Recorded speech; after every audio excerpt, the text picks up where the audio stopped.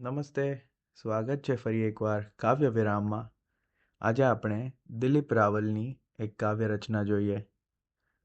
હોઠોના સ્મિત સાથે આંખોમાં છે તળાવો, તારામાં તારી સાથે કંઈક કેટલા બનાવો.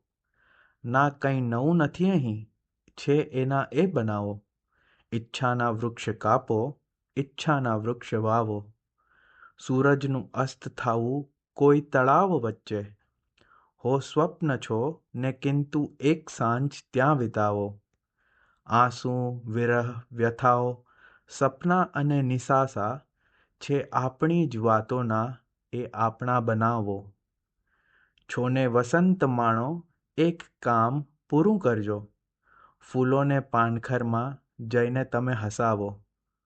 હોઠોના સ્મિત સાથે આંખોમાં છે તળાવો, તારામાં તારી સાથે કંઈક કેટલા બનાવો.